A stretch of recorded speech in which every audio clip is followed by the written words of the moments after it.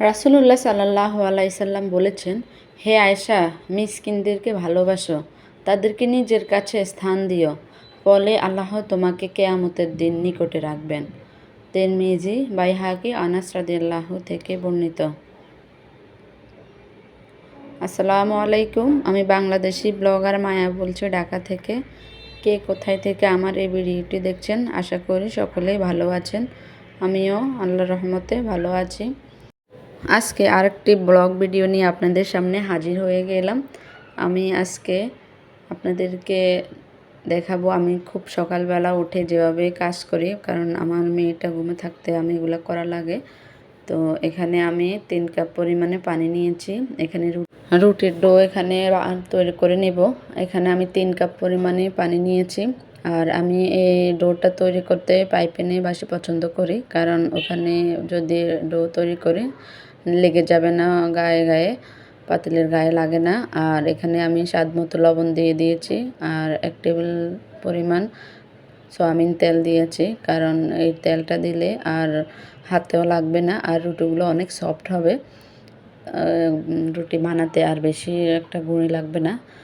আর এই যে দেখেন আমার পাতিলটা নড়ছে, কারণ আমি এক হাতে ভিডিও করি, এক হাতে আবার কাজ করি, তার কারণে। আর ওই পাশে আমি এখন মুরগি কেটে নিয়েছি, এগুলা এখন রান্না করব, তারপরে ভাতের সাথে খাওয়া যাবে আর নাস্তা করব সকাল সকাল। সকাল সকাল যদি রান্না না করি তাহলে পরে আমার মেয়ের অনেক আমাকে জ্বালায়, যার কারণে আমি ওদের বাবা আর ওদের ভাইয়া থাকতে আমি বাসায় এগুলা করে ফেলি, যাতে সারাদিন আমি ওকে নিয়ে থাকতে পারি, এই কারণে। তো এখানে আমি তেল দিয়ে দিয়েছি আর পেঁয়াজ দিয়েছি, 1 কাপ পরিমাণের মতো পেঁয়াজ দিয়ে দিয়েছি। তার সাথে এখন দারচিনি আর তেজপাতা, এলাচ এগুলো দিয়ে দিয়েছি। এখন রান হয়ে পেঁয়াজগুলো যখন একটু লালচে হবে, তার মধ্যে আমি সবগুলো মশলা দিয়ে দিব। এখানে রসুন দিয়েছি 1.5 চামচের মতো, আর আদা দিয়েছি টুকরো, 2টি টুকরো দিয়েছি, যেহেতু আমি টুকরো করে রাখি এই কারণে 2টি টুকরো দিয়ে দিয়েছি। আর এখানে হলুদ, মরিচ, জিরা, তারপরে লবণ, এগুলো আমি একসাথে দিয়ে ভালো করে কষিয়ে নেব। তারপরে গিয়ে আমি মুরগিটা অনেক ভালো করে কষিয়ে ওখানে আমি আলু দিয়ে দিব। মুরগির সাথে কয়েক টুকরা মূলা দিব আমি, কারণ এই মূলাটা দিলে মুরগির সাথে আমার কাছে অনেক ভালো লাগে। কেউ খাবে না, শুধু আমার জন্য দিয়েছি, আমার কাছে অনেক পছন্দ। আর আমরা কয়েকদিন আগে একটা স্বাধীনতা দিন দেখছি, অনেক খুশি ছিলাম, কিন্তু খুশি থাকতে না থাকতে এখন দেখেন ফেনীতে মানুষের কত আর্তনাদ, কত কষ্ট। এখন আর ভালো লাগে না, দূর থেকে কিছু করাও যায় না, যে এখান থেকে এখন টান দেয় ওখানে একটু শরিক হলে আর কি হয়, কারণ ওদের যে এখন কষ্ট ওগুলো আসলে মেনে নেওয়া যায় না। কত মানুষের ঘর বাড়ি সব কিছু চলে গেছে, পশু, গবাদি পশু সব কিছু চলে গেছে, এবং গর্ভবতী মায়েদের এরকম যাওয়াটা আসলে মেনে নেওয়া যায় না। কত বাচ্চারা যারা সাঁতার কাটতে পারে না তারাও চলে গেছে। আল্লাহ যদি আবার আমাদেরকে সুদিন দেখায় আর কি, কারণ ওদের যে কষ্ট এগুলো আসলে ভোলা যায় না। আল্লাহ সকল বন্যাবাসীদেরকে হেফাজত করুক, আমিন। ওদেরকে ধৈর্য ধরার তৌফিক দান করুন। আর এখানে আমি এখন মুরগির মধ্যে পানি দিয়ে ভালো করে কষানোর পরে পানি দিয়ে চলে যাব রুটি বানাতে। আর এই যে দেখেন আমি রুটি বানাতে নিয়ে আসছি। আমার মোবাইলটা হয়তো নড়ে একটু বেশি, কারণ আমি এক হাতে মোবাইল ধরি আর এক হাতে কাজ করি, এই কারণে। এই যে দেখেন পেনের মধ্যে একটা গুঁড়িও লাগে না, কারণ আমি ওই পাইপেনে রুটিটা ডো করাতে, আর দ্বিতীয়ত আমি ওখানে তেল দিছি, যার কারণে রুটিগুলো অনেক সুন্দর হয়েছে। আর এগুলো তাড়াতাড়ি ফুলকো হয়ে যায়, এই রুটিগুলো খেতেও মজা। আমি এখন আর ওই সিলভারের পাতিলে ওগুলোতে এখন আর করি না, আমি পাইপিনে করি, এটাই আমার কাছে অনেক বেস্ট লাগে। তো যারা আমার এই ভিডিওটা এই পর্যন্ত দেখছেন, একটা লাইক দিবেন, আর পারলে চ্যানেলটা সাবস্ক্রাইব করে দিবেন।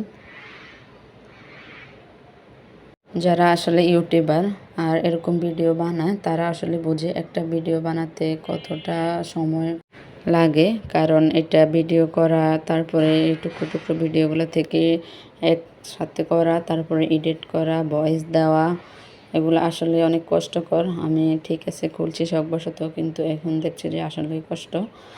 আর আগের চ্যানেলটা আমার ছিল মেহেদি, যার কারণে এতটা কষ্ট হয় নাই।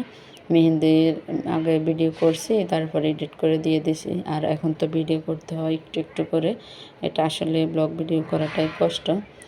তারপরেও এখন করি, দেখি কতটুকু সাফল্য আনা যায়। আপনারা কতটুকু আমার পাশে থাকেন, এটার উপরে আর কি থাকাটা হবে। তো এখানে আমি আমার ছেলেকে এখন নাস্তা দিয়ে দিচ্ছি। ও আসলে খেতে চায় না, ওকে 2টা রুটি দিয়েছি, আল্লাহ জানে খাবে না না খাবে। ও একটা রুটি খেতে অনেক কষ্ট হয়। আমি বলেছি যে না, এই 2টাই খেতে হবে, তরকারি অল্প দিছি। ও আবার বেশি খায় না, ও একদম কম খায়। আর তারপরে রাত্রে আবার আমি এখন এখানে 4টা তাল নিয়ে আসছি, নিচে গেছি ডাক্তারের কাছে। আসার সময় দেখলাম যে এই তালগুলো আছে, এখন মিষ্টি মনে করে আনছি, কিন্তু তাল নিতে আসলে অনেক কষ্ট বাচ্চাকে নিয়ে। আরও অনেকে আসলে তালটা নেয় না, অনেক কষ্ট এগুলা জাল দিতে, এই কারণে। কিন্তু আমি তো আবার অন্যরকম, একটা সিজনে একটা ফল, ওটা ওদেরকে খাওয়ানো যাবে না কষ্টের জন্য, এটা আবার আমি মানি না। আমি যত কষ্টই হোক, যে সময় যেটা আসে ওইটা ওদেরকে খাওয়ানোর চেষ্টা করি। তো এখানে আমি একটা বড় পাতিলে তালগুলো নিয়েছি জাল করার জন্য। তারপরে যখন একটু ঘন হয়ে আসবে, তখন আমি এখানে নারকেল দিয়ে দিব। আর যেহেতু বাচ্চারা আবার তাল একটু তিতা খেতে চায় না, তার কারণে আমি চিনি দিয়ে দিছি। আর লবণ তো আগে দিছি, যাতে পাতিলে না লাগে। আর খাওয়ার সময় যদি গুঁড়ো দুধ না দিই, তাহলে তো আমার ছেলে বা মেয়ে বলবে এগুলো তিতা, এটা আবার কেমন খাওয়া। তো তার কারণে এদেরকে আমি খাওয়ার সময় গুঁড়ো দুধ দিয়ে মেখে তারপরে দিই আর কি। সকলে ভালো থাকবেন, আল্লাহ হাফেজ।